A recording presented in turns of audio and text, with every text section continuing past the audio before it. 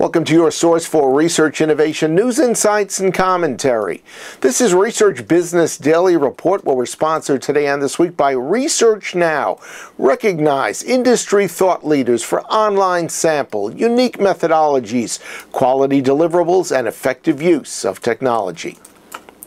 When it comes to research innovation, I am a stickler for purpose and usability. And as I've noted before in RBDR, I don't think a great new technology or methodology meets my standard if it seeks to find a use once it's developed, as opposed to spending time during development and gearing up to fill a specific need or to improve an existing capability.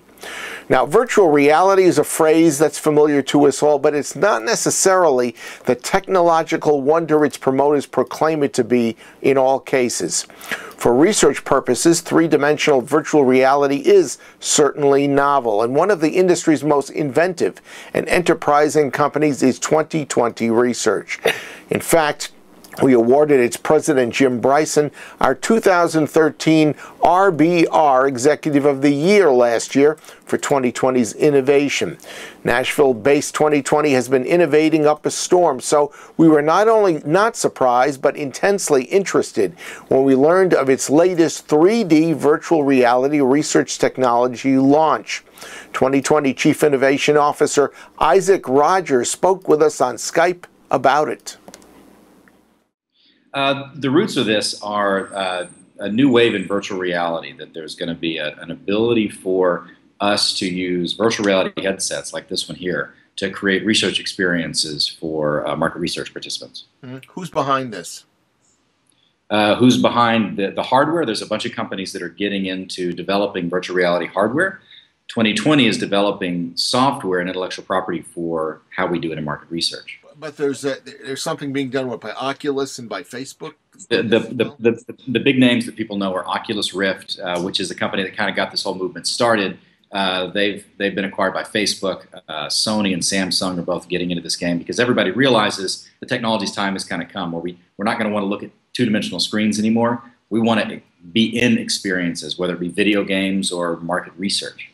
Okay. I guess unless you experience it, it may be very difficult to really understand what being in a 3D dimensional type thing is. I mean, for instance, you and I talking right now, very two-dimensional, but what you're talking about something where I would virtually feel that I'm, looking right at you, inches away rather than, looking at screens. That's correct. And we've here at SMR, we've had the ability to demonstrate this to a lot of different researchers and end clients, and almost to a person when you put the headset on the first time. The first thing they do is they start grabbing for things because their mind thinks it's real, that they're kind of tricked, and they turn to the right and they start grabbing for things. It's hilarious because they start doing this and this huge smile comes on their face when they realize, wait, this isn't real. Mm-hmm. So if you implement it for research purposes, give me a handful of examples of where it would be applied. There's a couple of examples. One of the first things that really led us to this was a better way to create virtual focus groups. Because now, instead of people doing a webcam type focus group, we can actually sit in a virtual three-dimensional room and look at each other and move around a virtual space. The next thing we thought about was obviously shopping experiences, where we could create virtual stores and store layouts. And we've even looked at things like customer satisfaction surveys, where instead of filling out an online survey about your hotel stay 3 weeks ago, you could actually be brought back to that room, back to the actual lobby, a virtual version of the check-in process to aid with all the recall that would make it so much more tangible as you're answering those questions. Right now, in order to have the kind of experiences that we can create through virtual reality, you have to actually build a store. You have to actually take your products and you actually put them on shelves and bring a respondent there. With this technology, but you can do it, computer-wise. I mean, we've seen this, for years and years and years. You've seen two-dimensional versions of it. You've never seen anything where it feels like you can walk up on the shelf, take an object off the shelf, and look directly at it. You've never seen anything like that before. But I've also seen from your software this week that there seems to be some additional perceptible questions that are raised or information that is kind of quietly or passively collected based on what the consumer seems to be doing or reacting to. Yeah, sure. So one of the big pieces of intellectual property we discovered was that we have a way that we can use this to track exactly what people are looking at, how long they're looking at it, And we can use that to create what we call an analytical trail. So we know what products you're looking at, we know what products you're not looking at, we know what parts of the label you're looking at, and we can tell all that by using the position that this headset will give us. Okay.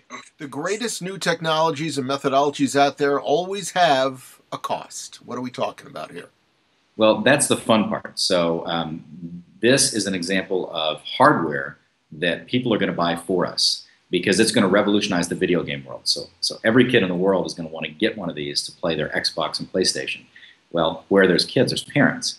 And so we're going to have millions of these things in the homes of people all over the world, and all we've got to do is ask the parents to put the headset on to participate in research, because the kids everywhere are going to want to have this. The cost of the headsets is going to be pretty low.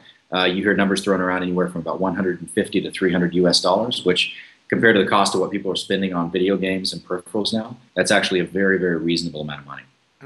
Okay. It just strikes me that a lot of this type of research companies have tended not to do because of the cost.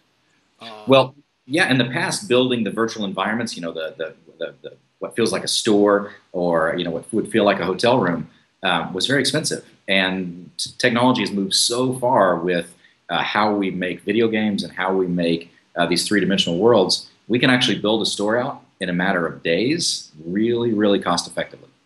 Have you had clients actually test it so far? We've had several dozen people test it over the last few days in SMR. I've actually had one of the largest consumer products companies in the world. Some of their people were absolutely blown away by it and see immediate use for this and how they want to study behavior. We had one of the major survey companies use it, and laughingly he said, "I just hope people still want to take surveys after they have an experience like this." Our thanks to Isaac. Want to know more from 2020 about this innovation? Well, you can email him at isaacr@2020research.com.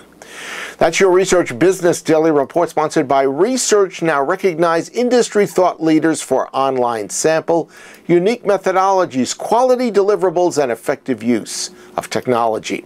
Please visit researchnow.com to get more information about its panels and the innovative digital data collection technologies it can offer you. Have a great research day and rest of your work week. Then we hope you'll kick back and enjoy your weekend, and that we'll see you back here on Monday.